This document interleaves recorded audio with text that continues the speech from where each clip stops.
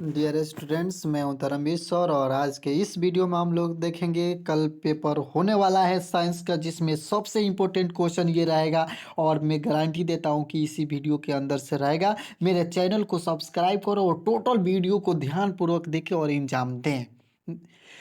देखते हैं कि ये फर्स्ट क्वेश्चन क्या है हमारा। तो ये फर्स्ट क्वेश्चन है, निम्न में कौन जीव अनमीकरणीय पदार्थ हैं? तो राइट आंसर होगा ऑप्शन है DDT, यानी DDT जो है अनवीकरणीय पदार्थ है।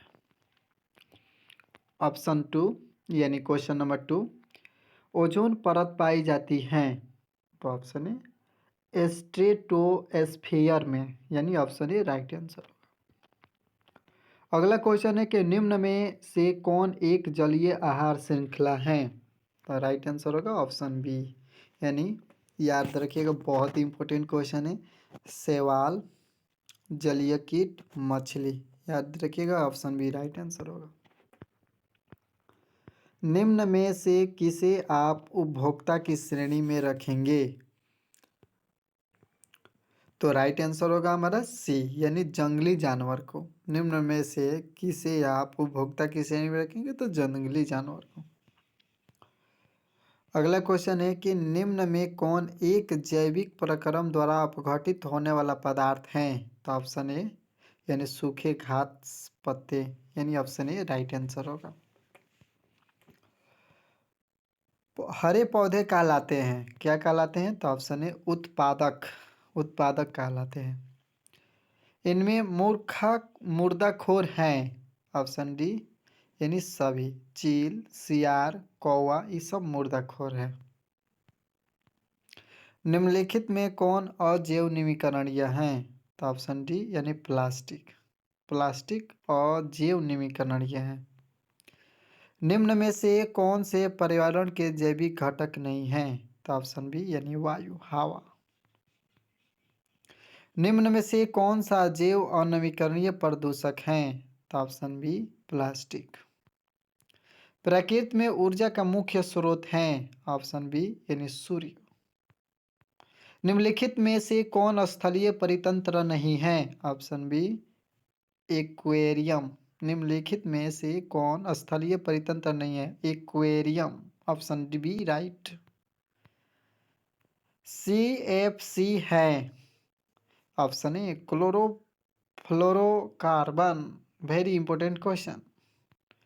मृत शरीर को पचाने वाला जीव को क्या कहते हैं? ऑप्शन बी, अपघटक जीव कहते हैं। वनों की अधिक कटाई का परिमाण होगा? ऑप्शन डी, उपयुक्त सभी। कम वर्षा, भूस्खलन, भूमि अपरदन तथा बाढ़, उपयुक्त सभी, ऑप्शन डी राइट आंसर। जीव वातावरण में शामिल हैं? ऑप्शन बी, जंतु, पौधे तथा मनुष्य। वैसे जीव जो पौधे एवं जंतु दोनों का भक्षण करते हैं वह कहलाते हैं सी, सर्वभक्षी, माने सर्वाहारी बोलते हैं उसको। जीवाणु एवं कवक कहलाते हैं? ऑप्शन बी राइट आंसर, अपघटक कहलाते हैं। सौर ऊर्जा जीव मंडल में निम्न में से किसके द्वारा प्रवेश करती है? तो ऑप्शन ए, हरे पौधे द्वारा। ओजोन परत महत्वपूर्ण है क्योंकि वह अवशेषित करती है? ऑप्शन बी, पराबैंगनी किरणों को। याद रखिएगा ओजोन जो परत है ये महत्वपूर्ण परत है क्योंकि अवशोषित करती है पराबैंगनी किरणों को। और पराबैंगनी किरण को अवशोषित न करे तो हमारे शरीर पर जब पराबैंगनी किरण पड़ेगी तो हमारे शरीर का ये जो चमड़ा है वो नहीं रहेगा। बहुत इंपॉर्टेंट ये क्वेश्चन है। प्रत्येक परितंत्र होता है? ऑप्शन डी, ज्ञात्मक तंत्र। परिवारण मुख्य रूप से कितने घटकों का बना होता है? ऑप्शन बी, दो। परितंत्र के जैविक घटकों की श्रेणियां निम्न में से कौन हैं? ऑप्शन डी, यानी ये सभी। परितंत्र के जैविक घटकों की श्रेणियां निम्न में कौन हैं? तो ऑप्शन डी, यानी ये सभी। उत्पादक, उपभोक्ता, अपघटक, या सभी। ऑक्सीजन सभी प्रकार के वायु जीवों के लिए आवश्यक है जबकि ओजोन एक, ऑप्शन बी, घातक विष है। यानी जो ओजोन है एक घातक विष है। ऑक्सीजन सभी प्रकार के वायु जीवों के आवश्यक हैं जबकि ओजोन एक घातक विष है।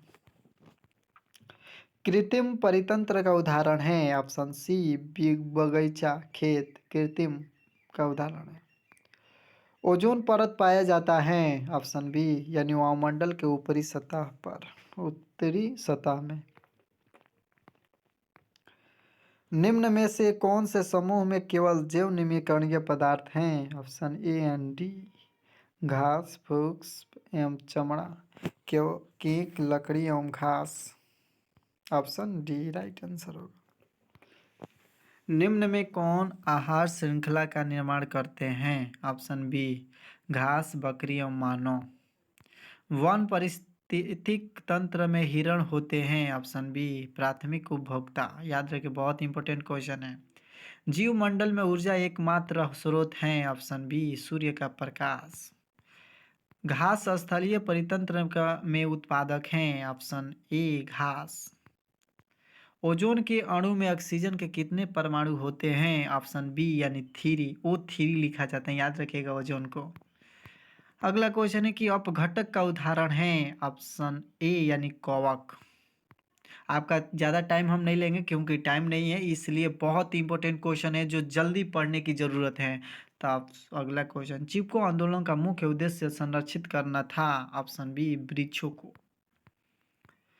पर्यावरण के अंतर्गत आते हैं ऑप्शन डी यानी इनमें से सभी जल मंडल स्थल मंडल जैव मंडल इनमें से सभी ऑप्शन डी।